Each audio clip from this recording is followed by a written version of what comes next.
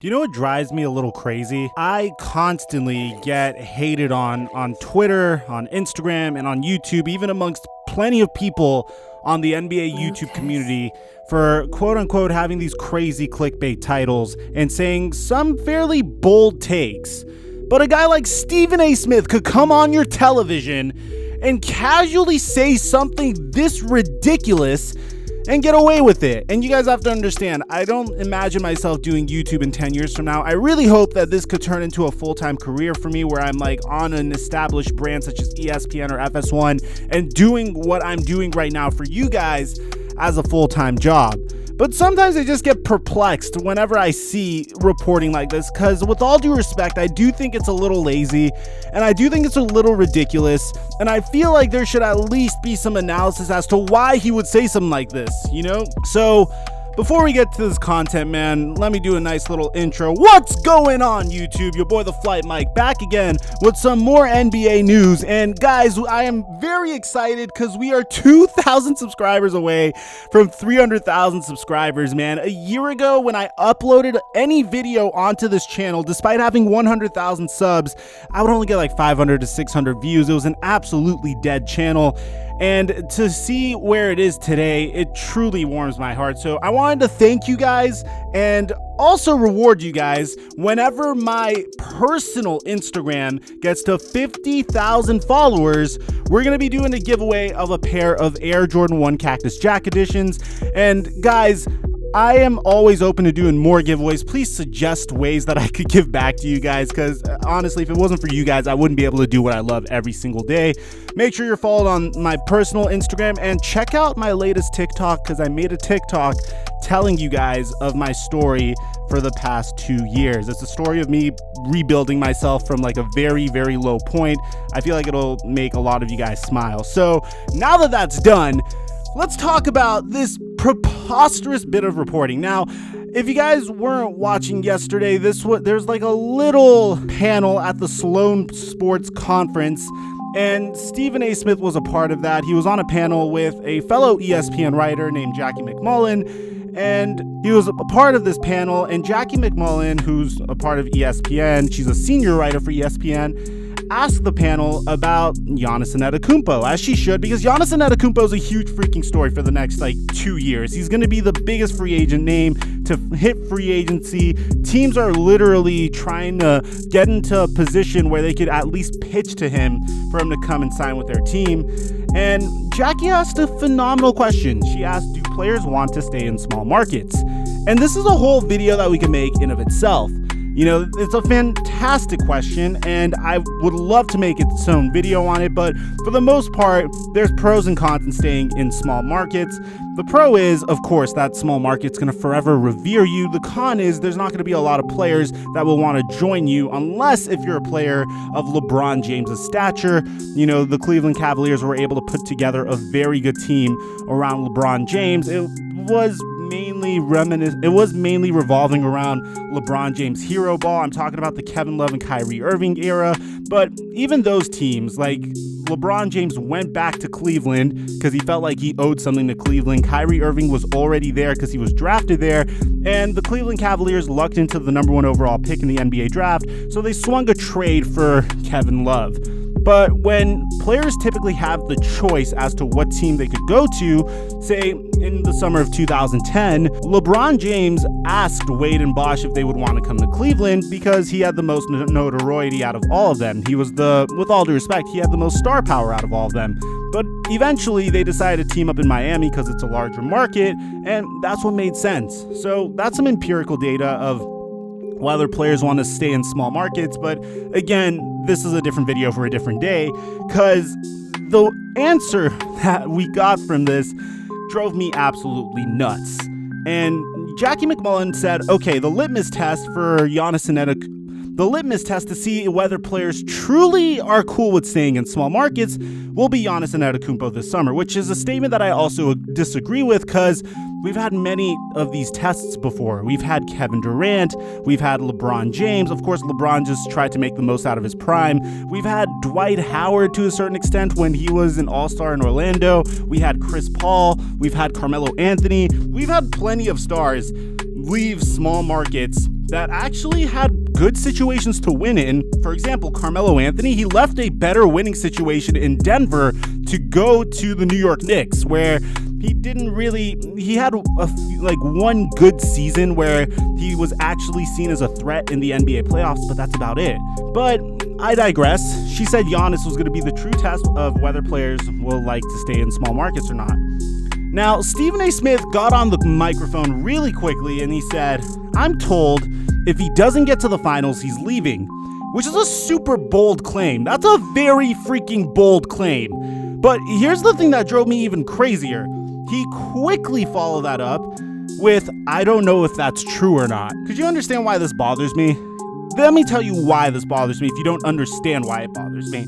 Pretty much Stephen A. Smith came out and said, okay, I'm going to say this bold headline-grabbing claim, but I'm also going to say it could be false. I could be saying BS here. I don't even know myself. I just want to say it. I was just told by someone that this is what's happening, and I don't know if it's true or not. This drove me absolutely insane.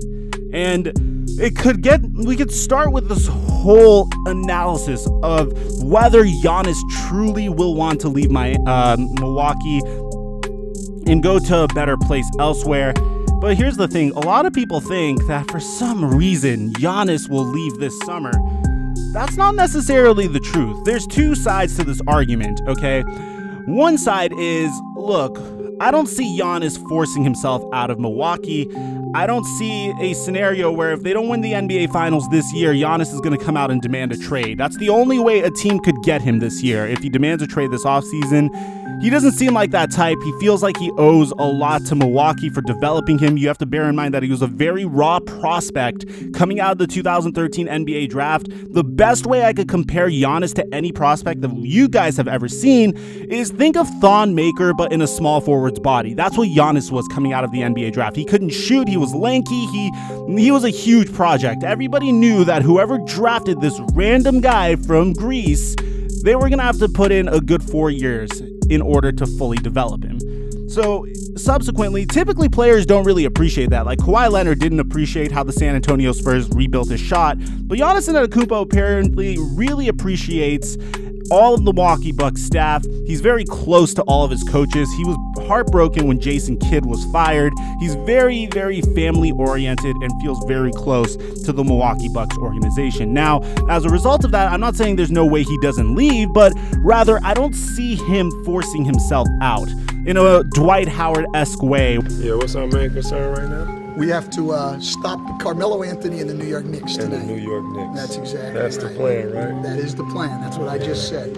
Dwight Howard put Stan Van Gundy on the spot in one of those interviews, or, like Chris Paul consistently said he wasn't going to come back to New Orleans no matter what. Carmelo Anthony just kept demanding trades and said, I'm leaving no matter what this offseason. And more recently, Anthony Davis came out, despite Zion Williamson getting drafted to the New Orleans Pelicans and them having a fairly nice roster to compete with. Anthony Davis came out and said, I want to be traded no matter what. So I don't see Giannis forcing himself out in such a manner. Rather, I see him going about it in a very Kawhi Leonard-like way, where, not Kawhi Leonard sans San Antonio, rather Kawhi Leonard sans leaving Toronto for the Los Angeles Clippers. I see him going about it in a way where he gives the Milwaukee Bucks everything he's got for the next 2 years, and he's quiet and he's humble and he says, look, I plan on staying. But the only way Giannis will leave, and this is a way, in a sense, I do agree with Stephen A. Smith. The only way Giannis will leave is if he gets to the NBA Finals and realizes, look, I can't just keep running it back with this team. We keep losing in the NBA Finals. I am currently in the midst of the prime of my NBA career, and I do not want to waste a single moment of it. And that's literally like what LeBron James did during his first stint in Cleveland when he left to the Miami Heat. He just wanted to make the most out of his prime. Now, right now, Giannis Antetokounmpo is 25 years old. He should be a free agent by the time he's 26 or 27. I believe 27 because he was born December 6, 1994. However, the issue is not whether Giannis Antetokounmpo wants to leave at this point or not. It's more about what competition he faces and how he's able to get through that competition. If you ask me, There's nothing more the Milwaukee Bucks can be doing right now. They pretty much put the perfect team around Giannis, a team of great two-way defenders, great shooters, and capable pieces around Giannis that could also pick up the slack whenever he hits the bench. I'm a huge fan of this Milwaukee Bucks team. They have players like Chris Middleton. They have veterans like Wesley Matthews, Eric Bledsoe, Kyle Korver, Robin Lopez, George Hill, Ersan Ilyasova. They are a very, very deep team. They recently got Marvin Williams as well. I feel like you can't really do much better than this if from a team building perspective, considering that you're the Milwaukee Bucks.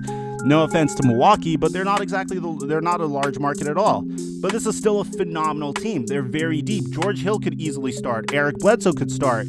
Kyle Korver is a great shooter, is a legendary shooter in his own right. Robin Lopez is a serviceable big man. Brook Lopez is a new stretch center. He literally changed the narrative of his career. They signed Giannis Antetokounmpo just so they could, keep his siblings there. The Lakers, on the other hand, wanted to fight fire with fire, and they also signed Kostas Antetokounmpo. And this was done in a way, this is very similar to the way that the Lakers went about signing LeBron James. What they did was they first signed Kentavious Caldwell-Pope.